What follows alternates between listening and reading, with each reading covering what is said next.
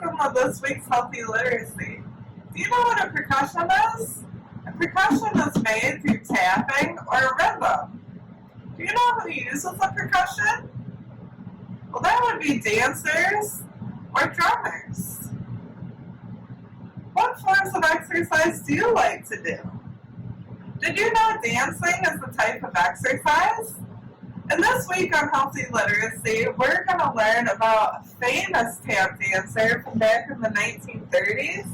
From this book, this week's Healthy Literacy book is called Rap-A-Tap-Tap, Here's Bojangles, Think of That, by Leo and Diane Dillon, and read today by me, Brittany. Today's story, Rap-A-Tap-Tap, Here's Bojangles, Think of That, by Leo and Diane Dillon, and read by Brittany Mitchell. To get up and get moving today, while I read this story, Rap-A-Tap-Tap, you'll hear those words a lot. So every time you hear the words Rap-A-Tap-Tap, I want you to get up and free dance or do your best tap dance. Let's go.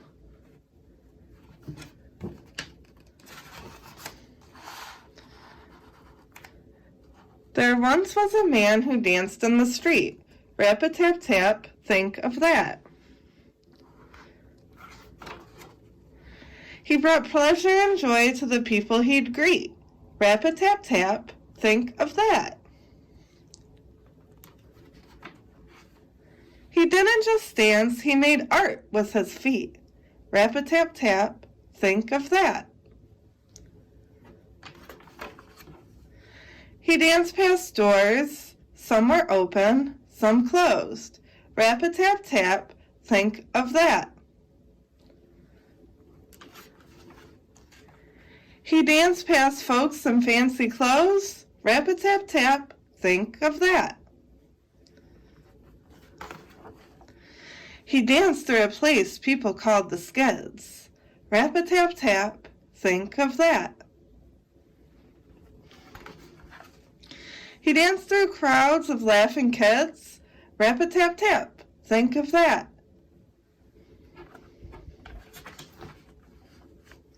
His feet fairly flew as he tipped his hat. Rap-a-tap-tap, think of that. He briefly paused to pat an old cat. Rap-a-tap-tap, think of that. He danced rain or shine and all kinds of weather. Rap-a-tap-tap, think of that. People listened each day for his toe-tapping clatter. Rap-a-tap-tap, think of that. He danced many rhythms that were seldom the same. Rap-a-tap-tap, think of that.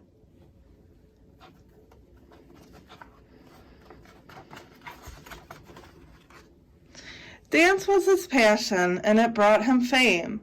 Rap-a-tap-tap, think of that.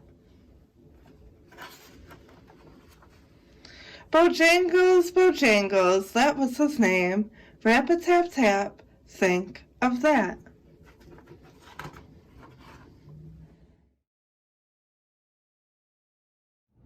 Hey everyone, this week's challenge is for our science fans out there. So I'm going to do 2 different experiments you can do by yourself or with your brothers or sisters or cousins.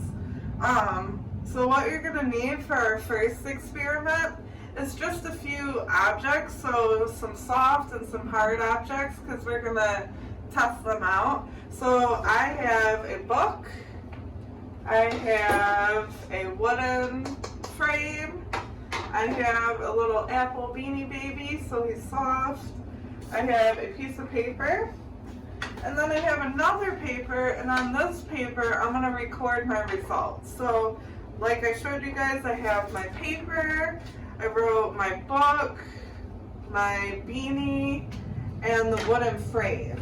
So, I'm going to test out the sound on each of them. So, if you have a brother or sister or somebody at home that you guys can take turns doing the experiment, what you're going to do is you're going to take one of the objects and you're going to put it up to your ear. Now you're going to have the other person, or if you don't have anybody else and you're doing this by yourself, you're going to have the other person, or if you're doing this by yourself, tap the object and listen for the sound. So that was a loud sound. So on my recording sheet, that was my book. I have on the bottom, I have L for loud, S for soft, and N for no sound, if it doesn't make any sound at all. So I'm gonna put, that was a loud sound. Under the book, I'm gonna put an L. Now I'm gonna try out a wooden frame. So you're gonna put your ear up to it and have your partner, or you can tap the wood. That's a loud sound too. So I'm gonna put an L by my wood frame.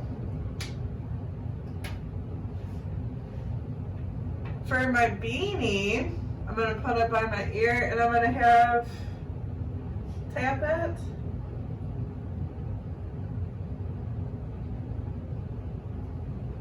And that's a soft sound, so I'm going to put an S.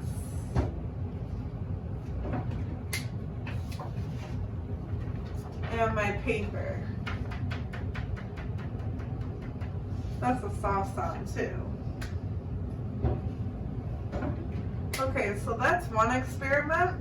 You can also give a hypothesis. So a hypothesis is a guess. So before any of these objects, before you try them out, you can give a guess on if you think the sound is going to be loud or soft or no sound at all. And you can do way more objects, whatever objects you can find around your house. For our second experiment today, we just need a metal hanger. If you don't have a metal hanger, you could also use a metal spoon or a fork, or some metal keys. If you also want, if you have all those things, you can test out the sounds on all those different objects. But just for demonstration purposes, I'm going to use the hanger.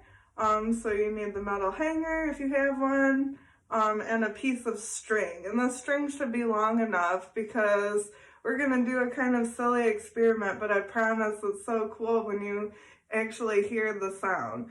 So today we're going to test out sound and how it travels from an object into our ears. So we're going to use this metal hanger and the string.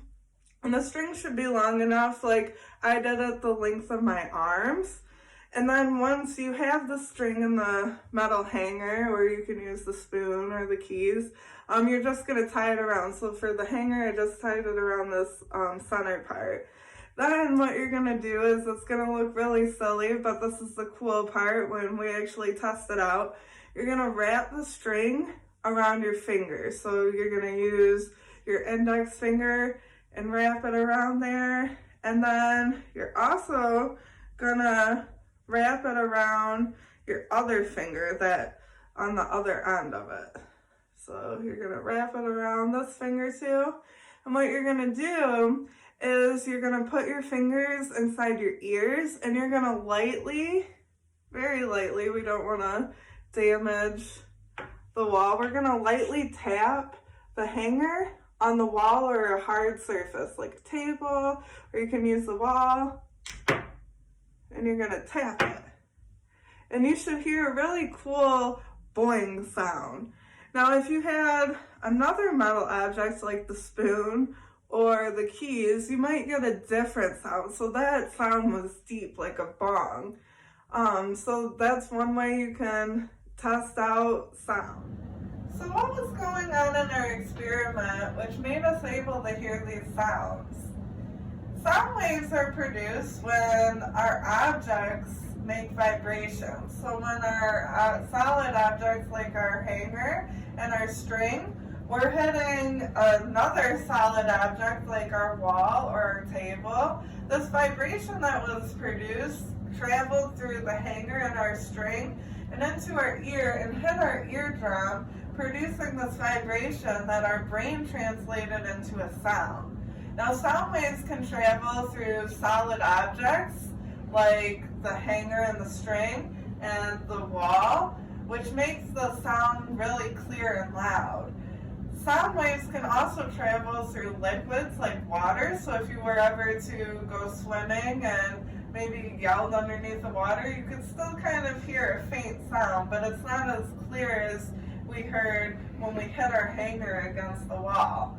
And sound waves can also travel through gases like air. So if we were to swing our hanger around with our string, we could maybe hear a more quiet sound, but it wouldn't be as loud as it was through the wall or hitting our hanger against the table, because sound waves travel better through solid surfaces. So that's how we were able to hear some of those sounds better, and some we're still able to hear, but they were less clear. Thank you for joining our experiment today, and we hope to see you guys again next week.